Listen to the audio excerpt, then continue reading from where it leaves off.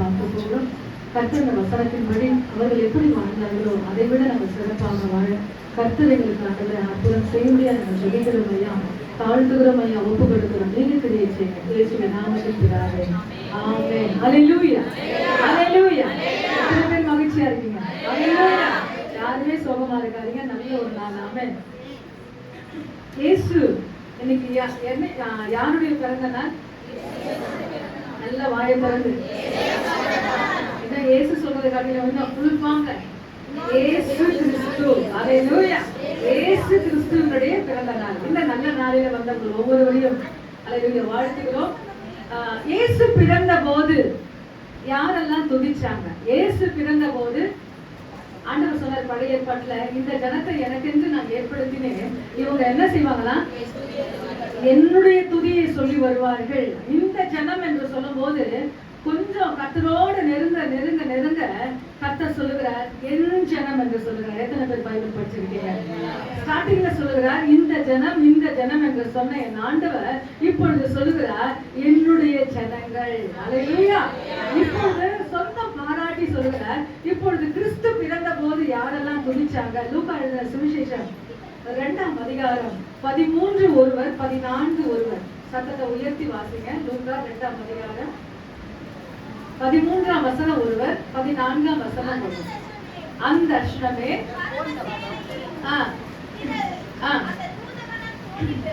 தோன்றி 14 இன்னொருத்தர் வாசிங்க. உலகத்தில் இருக்கிற தேவனுக்கு மகிமையும் பூமியிலே சமாதானமும் மனுஷர் மேல் பிரியமும் உண்டாவதாக தேவ தூதர்கள் பூமியில இறங்கி வந்து இயேசு கிறிஸ்து பிறந்த போது பரலோகம் எப்படி ஆயிடுச்சு? பூமியில வந்த உடனே கீழே இறங்கிடுச்சு. புரியுது நான் சொல்றது? இயேசு கிறிஸ்து நரகத்துல இருந்தாலும் அது என்னவாயிடும்? பரலோகமா மாறிடும். இப்ப இயேசு கிறிஸ்து பரலோகத்துல இருந்தாரு. அந்த பரலோகத்துல இருந்திருக்கிற தேவகுமாரன் இப்ப பூமியில வந்ததுனால எல்லா கூட்டம் எங்க வந்துருச்சான்? பூமிக்கு வந்து யார் பக்கத்துல உட்கார்ந்து இருக்காங்க? இயேசு கிறிஸ்துவுடைய பக்கத்துல உட்கார்ந்து எல்லாரும் தேவனை துதிக்கிறார்கள். ஹல்லேலூயா. எவ்வளவு நல்ல பாருங்க. அந்த வசனத்துல ஒரு வசனம் சொல்லப்படுகிறது. லூக்கா 2ஆம் அதிகாரம் 13 14. அந்த அஷ்ணமே அப்பொழுது பரம சேனையின் திரள் அந்த தூதனுடனே தோன்றி உன்னதத்தில் இருக்கிற தேவனுக்கு மகிமையும் பூமியிலே சமாதானமும் மனுஷன் மேல் பிரியமும். மனுஷன் யார் சொல்லுங்களேன்? நாம் தான். நீங்களும் நானும் தான் மனுஷன். அப்போ இந்த உலகத்துல அவர் தோன்றினதுக்கு முக்கியமான நோக்கம்னா நம்ம மேல ரொம்ப பிரியம் வச்சிருக்காரு. எத்தனை பேருக்கு புரியுது? ஹல்லேலூயா. எத்தனை பேர் ஆமென் சொல்ல போறீங்க? ஹல்லேலூயா. அவர் பூமியிலே நம்ம மேல அவர் பிரியம் வச்சதுனால நம்முடைய உருவத்தை போலவே என் ஆண்டவர் இந்த பூமியிலே தோன்றினார். மனுஷகுமாரன் தேவகுமாரன் 100%. அவர் தேவகுமாரன், மனுஷகுமாரன் 100%. எப்படி என்றால் நமக்கு வந்த பசி, தூக்கம், கோபம் எல்லா காரியம் யாருக்கு வந்ததுன்னா இயேசு கிறிஸ்து. புரியுது நான் சொல்றது? இன்னைக்கு அவர் கல்வாரிக்கு போகணும்னா முதல்ல என்ன செய்யணும்? அவரு பூமியில மனுஷன் போல என்ன செய்யணும்? அவதாரம் அவர் எடுத்துதான் ஆகணும். அதனால உங்களுக்காக எனக்காக என்ன அவதாரம் எடுத்தாருன்னா அவர் மனித அவதாரம் எடுத்தார். ஹல்லேலூயா. அந்த அவதாரம் எடுத்ததுனால பரலோகத்தில் இருக்கிற எல்லா தேவ தூதர்களும் பக்கத்துல உட்கார்ந்துட்டு தேவனை துதிக்கிறார்கள். எப்படி துதிக்கிறார்கள் என்றால் உன்னதத்திலே தேவனுக்கு மகிமையும் பூமியிலே சமாதானமும் மனுஷர் மேல் பிரியமும். இப்பொழுது நம்ம பாட்டு பாடுறோம் பாத்தீங்கன்னா, எத்தனை பேர் அந்த பாட்டை பாத்தீங்க? எத்தனை பேர்? தேவனுக்கு மகிமை. ஃபர்ஸ்ட் ஸ்டான்ஸ் பாத்தீங்கன்னா உன்னதத்தில் தேவனுக்கு மகிமை பூமியிலே சமாதானமும் பிரியமும். இதை வைத்துதான் அந்த பாடல் செஞ்சுட்டு எழுதப்பட்டது. இரண்டாவதாக யார் துதிக்கிறாங்க? லூக்கா 2ஆம் அதிகாரம் 15 ஒருத்தர் வாசிங்க, 14 ஒருத்தர் வாசிங்க. போன பின்பு ஆமென்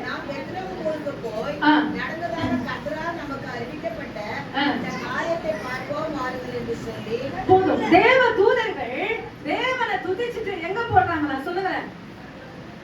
அந்த வசனத்திலே அர்த்தம் இருக்கு பாருங்க. தேவ தூதர்கள் அவர்களை விட்டு பரலோகத்துக்கு போன பின்பு. அப்ப இயேசு கிறிஸ்து பிறந்த உடனே யார் ஓடி வந்தது? சொல்லுங்க. முதல்ல ஓடி வந்து தேவனை துதிக்கிறாங்க. அங்க துதிச்சுட்டு இருக்காங்க. 24 மணி பிள்ளைங்க பேசக்கூடாது. 24 மணி நேரம் அங்க துதிக்கிறாங்க. ஆனாலும் நம்ம பரலோகத்துல இருக்க தேவகுமாரன் எங்க போயிட்டாரு? பூமியில போயிட்டாரு சொல்லி அந்த பரலோகத்துல யாருமே இல்ல. ஓடி வந்து அந்த கனத்தையும் மகிமையும் கொடுத்து அவர்கள் போன பின்பு இப்பொழுது யார் துதிக்கிறார்கள் என்றால் மெய்ப்பர்கள். வாசிங்க.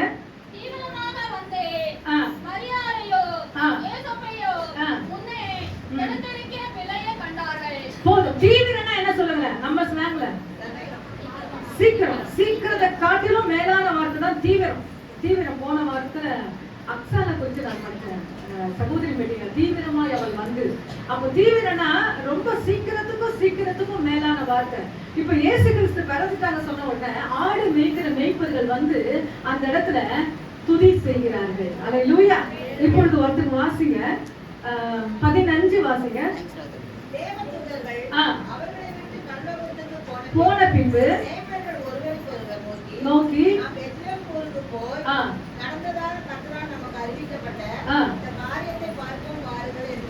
16 தீவிரமாய் வந்து மரியாதையில் யோசேப்பின் முன்னணியிலே பிடித்திருக்கிற பிள்ளையை கண்டார்கள். ஆமென். அல்லேலூயா. இப்படி மெய்ப்பர்கள் அவங்க வீட்டுக்கு போலங்க. எங்க போனாங்க? ஃபர்ஸ்ட் எங்க போனாங்க? பிள்ளையை பார்க்க. பிள்ளை என்றால் இயேசு கிறிஸ்துவை பார்க்க. அல்லேலூயா. எனக்கு அதான் ஒரு பாட்டு நான் பாடுறேன். சந்தோஷம் பொங்குதே, சந்தோஷம் பொங்குதே, சந்தோஷம் எங்கே ஏன் பொங்குதுன்னா ஏசப்பா என்னை ரட்சித்து இருக்கிறார். ரட்சித்ததுனாலதான் அந்த அல்லேலூயா சபையில வந்து கர்த்தரை ஆராதிக்க உட்கார்ந்து இருக்கிறேன். அல்லேலூயா. அதுல ஒரு பாட்டு என்னன்னா, எவரும் அறியாருன்னா இந்த பொங்குறது வந்து யாருக்கும் புரியாது. இந்த உலகத்தாருக்கு அது பைத்தியமா இருக்கும். ஆனா ரட்சிக்கப்பட்ட எனக்கும் அந்த சந்தோஷத்தின் வல்லமாய், அந்த சந்தோஷத்தின் மகிமை நம்ம எப்படி நடத்தும். மூன்றாவதாக யார் துதித்தார்கள் என்று பார்க்கும்போது சாஸ்திரிகள் துதித்தார்கள். மத்திய 2ஆம் அதிகாரம் 10ஆம் வசனம் ஒருத்தர் வாசிங்க. 11ஆம் வசனம் ஒருத்தர் வாசிங்க. மத்திய 2ஆம் அதிகாரம் 10, 11. அவர்கள் அந்த நட்சத்திரத்தை கண்ட பொழுது மிகுந்த ஆனந்த சந்தோஷம் அடைந்தார்கள். அவர்கள் அந்த வீட்டுக்குள் பிரவேசித்து போதும். அந்த 10 ஒருத்தர் 11 ஒருத்தர் வாசிங்க.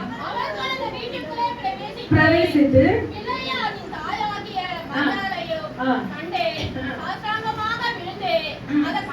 பணிந்து கொண்டு தங்கள் பொக்கிஷங்களை திறந்து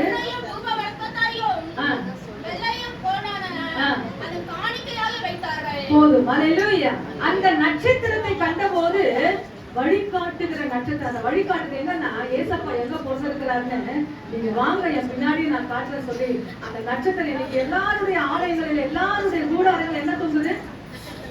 நட்சத்திரம். இந்த நட்சத்திரம் என்ன செய்யுது? வழிகாட்டுகிறது, பாதை காட்டுகிறது. இன்றைக்கு ஆண்டவர் நமக்கு என்ன செய்யறார்? பாதை அறியாம தெரியாம புரியாம நிற்கும் போது கர்த்தர் இதுல நடவு என்று சொல்லி நமக்கு ஆலோசனை கொடுக்கிறார். இந்த வசனங்கள் மூலமாய் நமக்கு தெளிவு கொடுக்கிறார். அப்படிப்பட்ட ஒரு தெய்வத்தை நாம் ஆராதிக்கிறோம். அல்லேலூயா. ஆனந்த, அது கூட ஆனந்த சந்தோஷம் இல்லையா? மிகுந்த ஆனந்த சந்தோஷம். அப்ப அந்த சந்தோஷத்துக்கு என்ன இல்ல? அளவே இல்லை. மிகுந்த அந்த நட்சத்திரத்தை பார்த்தா அவ்வளவு சந்தோஷம். இன்னைக்கு கூட பாத்தீங்கன்னா உலகத்தார் கூட நட்சத்திரம் நிறைய வீட்டுல என்ன செய்யறாங்க? கட்டி இருக்கிறாங்க. பிள்ளைகளுக்காக என்ன செய்யறாங்க? கட்டி இருக்கிறாங்க. அதை பார்க்கும் போதே ஒரு சந்தோஷம். அல்லேலூயா. அப்படிப்பட்ட ஒரு தெய்வம் நம்முடைய தெய்வம். அல்லேலூயா. சாதாரண தெய்வம் இல்ல. கீழே வசனம் சொல்லுகிறது, அவர்கள் அந்த வீட்டுக்குள் பிரவேசித்து பிள்ளையையும் அதன் தாயாகிய மரியாதையும் கண்டு சாஷ்டாங்கமாய். சாஷ்டாங்கமாய் என்றால் என்ன சொல்லுங்க? அது கொச்ச தமிழ். சாஷ்டாங்கமாய் என்று என்ன சொல்லுங்க பார்க்கலாம். இல்ல நான் சொல்றது அந்த ஆக்ஷன். சாஷ்டாங்கமா என்றால் முழுவதுமாக அப்படியே படிச்சுட்டாங்க. என்ன பண்றாங்க? அதுதான் அதோட அர்த்தம். கொச்ச தமிழ் சாஷ்டாங்கமா. அப்பனா ஏசப்பா பார்த்த உடனே அப்படியே விழுந்துட்டாங்க. விழுந்து தேவனுக்கு மகிமை செலுத்துறாங்க. அல்லேலூயா.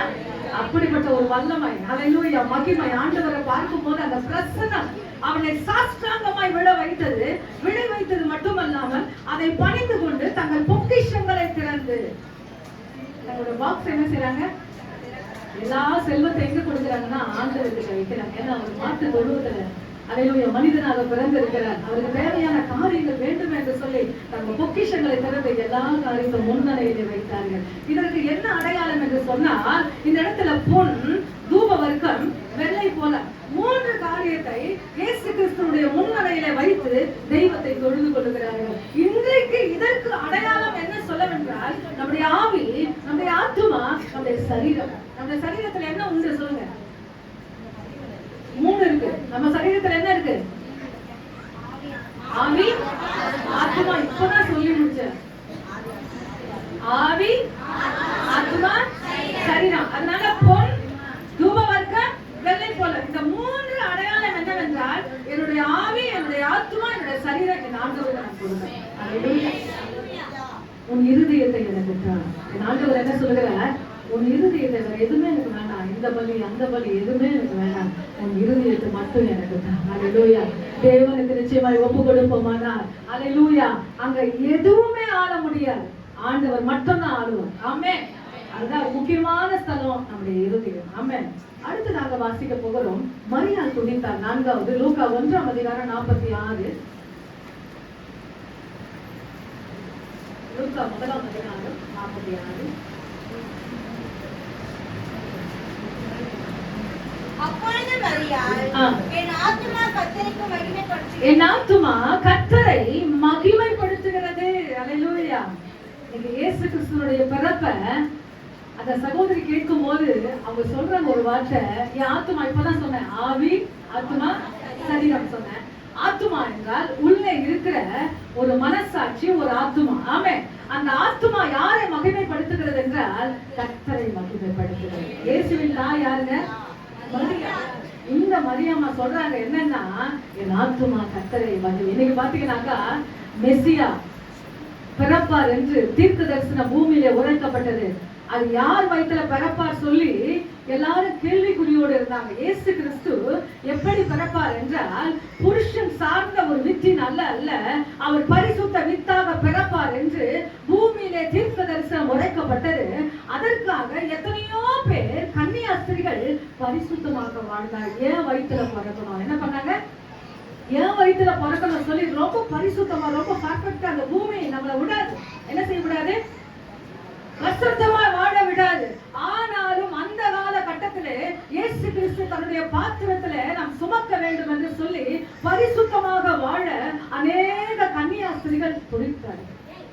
அநேக கன்னியாஸ்திரிகள், வாலிப பிள்ளைகள் எல்லாரும் பரிசுத்தமா வாழ்ந்தாங்க. ஒரு சிந்தையிலும் நம்முடைய இருதயத்திலும் நான் பாவம் செஞ்சேன்னா எனக்கு கிறிஸ்து என்னுடைய வயிற்றுல பிறக்க மாட்டார் என்று சொல்லி அவ்வளவு பர்ஃபெக்டாக பரிசுத்தமாக வாழ்ந்தார்கள். அதுல ஒருத்தி தான் மரியாள். அந்த மரியாள் வயிற்றுல நான் என் ஆண்டவர் என்ன செஞ்சாரு? பிறந்தாங்க. அல்லேலூயா. அப்போ எந்த அளவுக்கு அவங்க பூமியில பரிசுத்தமா இருந்திருப்பாங்க. ஏன்னா என் ஆண்டவர் சொல்லிட்டார், கன்னியாஸ்திரி, கன்னி பெண்ணா இருப்பால், அவள் வயிற்றிலே என் ஆண்டவர் உற்பத்தி ஆவார் என்று தீர்க்க தரிசனம் உரைக்கப்பட்டது. அதற்காக எத்தனையோ கன்னி பெண்கள் பரிசுத்தமாக வாழ்ந்தார்கள். ஆனா எந்த பாத்திரத்தை என் ஆண்டவர் எடுத்தார் என்றால் மரியாள் என்ற பாத்திரத்தை என் ஆண்டவர் எடுத்தார். கருமையான தெய்வ ஜனமே, இன்னைக்கு கர்த்தருக்காக வாழுகிறோம். இன்னைக்கு ஏசப்பாவை என்ன செய்யறோம்? வணங்குறோம், ஆராதிக்கிறோம், திருவிருந்து எடுக்கிறோம். ஆனா நம்ம என்ன செய்யணும்? எல்லா பாவ பழக்க வழக்கங்களை விட்டு தேவனுக்காய் பரிசுத்தமாய் வாழ வேண்டும். நாள் ஒன்று வருகிறது, அவருடைய வருகை நாள் வருகிறது.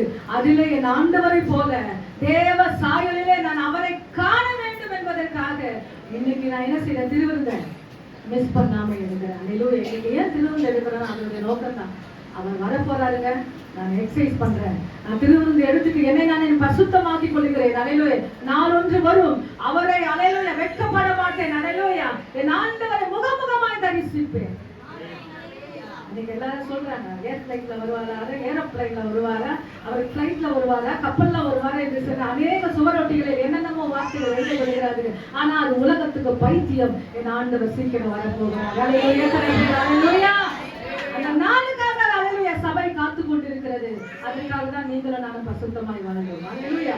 அடுத்து நாங்க வாசிக்க போகிறோம். மரியாள் துதித்தார். 5வது சிமியோன் துதித்தான். லூக்கா எழுதின சுவிசேஷம் 2ஆம் அதிகாரம் 28ஆம் வசனம். ஒருத்தர் சத்தத்தை உயர்த்தி வாசிங்க. அவன் அவரை தன் கைகளில் ஏந்தி கொண்டு தேவனை ஸ்தோத்தரித்து. சிமியோனுக்கு ஒரு தீர்க்க தரிசனம் வருகிறது. நீ ஏசப்பாவை பார்க்கிற வரைக்கும் உனக்கு மரணம் வராதுன்னு சொல்லப்பட்டாச்சு. என்ன பண்ணாச்சு? தனிப்பட்ட முறையிலே அவருக்கு ஒரு தீர்க்க தரிசனம் வந்தது. என்னன்னா, நீ ஏசப்பாவை காண்கிற வரைக்கும் உனக்கு என்ன வராது? சாவே இல்லைன்னு சொல்லிட்டேன். அவர் தைரியமா இருந்தார். என்னைக்கு வருவார் வருவார் சொல்லி ஆலயத்தில் அவர் காத்து வருகிறார். நாள் வந்தது.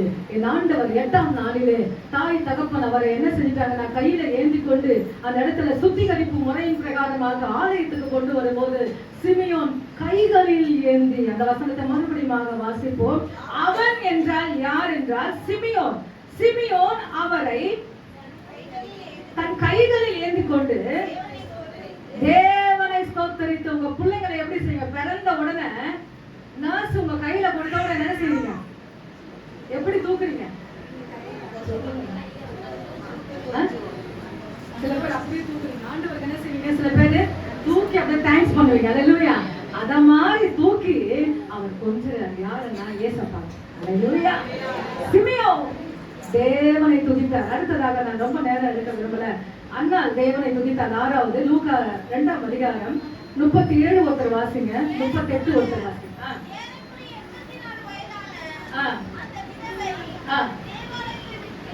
நீங்காமல் இரவும் பகலும் உபவாசித்து ஜெபம் பண்ணி 38 ஒருத்தர் வாசிங்க. வந்து நின்று கர்த்தரை புகழ்ந்து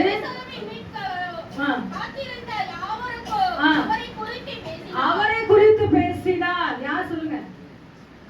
அண்ணா. இந்த அண்ணாலு ஆண்டவர் ஆலயத்தை விட்டு போலையா. இரவும் பகலும் 24 hours சர்ச்சிலே இருந்து பாட்டு பாடி தேவனை வணங்கி ஸ்தோத்திரம் பண்ணி எல்லாமே அங்க செஞ்சுட்டு இருக்காங்க. அப்போ இயேசு கிறிஸ்து உள்ள தூக்கிட்டு வராங்க.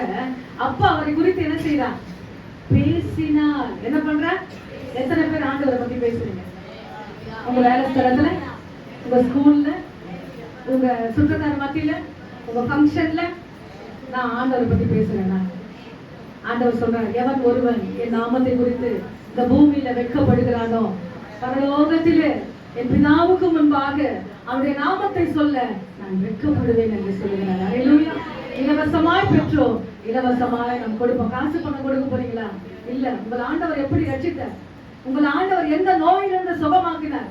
எந்த வியாதியிலிருந்து சுகமாக்கினார்? எந்த வறுமையிலிருந்து உங்களை தூக்கி எடுத்தார்? அதை குறித்து நீங்க பேச ஆரம்பிப்பீர்களானால் நிச்சயமாய் பரலோகம் உங்களை குறித்து களிகூற ஆரம்பிக்கும். அல்லேலூயா. அண்ணால் அவரை குறித்து பேசினார், ஆண்டவர் குறித்து பேசினார். அவங்கள பத்தி இவங்களை பத்தி பேசுறதை காட்டிலும் தெய்வத்தை குறித்து பேசின நிச்சயமாய் நன்மை உண்டாகும், அதிசயம் உண்டாகும். அல்லேலூயா. இப்போ கடைசியாக ஒரு வசனத்தை வாசிக்க போகிறோம். ஏசாயா 9ஆம் அதிகாரம் 2ஆம் வசனம் ஒருத்தர் வாசிங்க. நான் முடிக்க போறேன். ஏசாயா 9ஆம் அதிகாரம் 2ஆம் வசனம். இருளில் நடக்கிற ஜனங்கள் பெரிய வெளிச்சத்தை கண்டார்கள். மரண இருளின் தேசத்தில் வெளிச்சம் பிரகாசித்தது. இருளில் இருக்கிற ஜனங்கள் வெளிச்சத்தை கண்டார்கள் என்று சொல்லி அந்த வசனத்தை சொல்லி முடிக்கலாம். ஆனா அங்க சொல்லப்படுகிற வார்த்தை என்னவென்றால் பெரிய வெளிச்சம். அந்த பெரிய வெளிச்சம் யார் என்றால் நம் ஆண்டவராக இயேசு கிறிஸ்து. அல்லேலூயா. இந்த இருளிலே, இந்த அந்தகாரத்திலே, இந்த மரண இருளிலே, அல்லேலூயா, தேசத்திலே நாம் வாழ்கிறோம். ஆனா அந்த தேசத்துல ஒரு பெரிய வெளிச்சம் உதித்ததுன்னா இந்த இயேசு கிறிஸ்து தான். அல்லேலூயா. எத்தனை பேர் இயேசு கிறிஸ்துவுக்கு மகிமை கொடுக்க போய் கையை தட்டி அல்லேலூயா, தேவனுக்கு மகிமை உண்டாகட்டும். அடுத்ததாக அதே அதிகாரத்துல 6ஆம் வசனம் வாசிங்க. 9. நமக்கு ஒரு பாலகன் பிறந்தார், நமக்கு ஒரு குமாரன் கொடுக்கப்பட்டார், கர்த்தத்துவம் அவர் தோளின் மேல் இருக்கும், அவர் நாமம் முதல்ல சொல்லப்படுகிறது. அவர் நாமம் என்னவென்றால் அதிசயம். அவர் நாமம் என்னங்க? அதிசயம். நீங்க அதான் நான் சொல்றேன். இயேசு பிறந்த போது துதித்தவர்கள், தேவதூதர்கள் துதித்தார்கள், மெய்ப்பர்கள் துதித்தார்கள், சாஸ்திரிகள் துதித்தார்கள், மரியா துதித்தார், சிமியோன் துதித்தார், அண்ணா துதித்தார். இன்னைக்கு நான் என்ன செய்யணும்? ஆண்டவர் என்னைக்கும் பிறந்துட்டாரு. என்னைக்கும் பூமியில பிறந்து கல்வாரி சிலுவையிலே உங்களுக்காக எனக்காக அவர் வெற்றி, அல்லேலூயா, ஐக்கியத்தை நமக்கு வாங்கி கொடுத்திருக்கிறார். அந்த தெய்வத்தை எப்படி நான் ஆராதிக்கிறேன்? அந்த இயேசுவுக்கு என்னுடைய ஆராதனை எப்படி கொடுக்க, எப்படி நான் துதிக்கிறேன்? அவர் நாம என்ன சொல்லுங்க? எல்லாரும் வாயை திறந்து அதிசயமானவர். எல்லாரும் சொல்லுங்க அல்லேலூயா. கர்த்தர் நம்முடைய குடும்பங்களில் அவர் அதிசயம் செய்ய வல்லமையுள்ள தேவனாக இருக்கிறார். முதல்ல சொல்லப்பட்ட நாமம் என்னவென்றால் அவர் அதிசயமானவர். மனோவை பார்த்து அல்லேலூயா. ஆண்டவர் சொல்றாரு, அவர் சொல்றாரு, உங்க நாமம் என்ன? பைபிள் பற்றவங்களுக்கு தெரியும். அவர் சொல்றாரு, என் நாமம் அதிசயம். என்ன சொல்றாரு? என் நாமம் அதிசயம். அல்லேலூயா. செங்கடல் இரண்டாக பிளக்கப்பட்டது. அதிசயம். யோர்தான் என்னாச்சு? குவியலாக நின்றது. அல்லேலூயா. 10 வாதைகளில் என் ஆண்டவர் பிரம்மாண்டமான காரியங்களை செய்தார். அல்லேலூயா. அவருடைய நாமம் அதிசயம். தண்ணீர் என்ன ஆயிடுச்சு? ரத்தமா மாறுச்சு. தண்ணி என்ன ஆச்சு? ரசமா மாறுச்சு. எத்தனையோ அதிசயங்கள். என் ஆண்டவர் அதிசயமாக உங்க குடும்பம் அவர் அதிசயங்களை செய்ய வல்லமையில தேவனா இருக்கிறார். நீங்க என்ன செய்யணும்? ஒன்னே ஒண்ணு, ஏசப்பாவை துதிக்கணும்.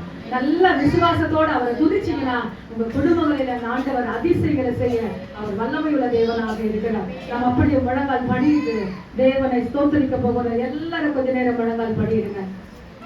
இன்னும் கொஞ்ச நேரத்துல ப்ரோக்ராம் முடிஞ்சிடும். இன்னும் கொஞ்ச நேரத்துல ப்ரோக்ராம் ஸ்டார்ட் ஆயிடும். எல்லாம் அப்படியே அந்த பிரசன்னத்தோடு முழங்கால் படிடுங்க. இயேசு கிறிஸ்து பிறந்த போது துதித்தவர்கள் யார் என்றால் தேவதூதர்கள்.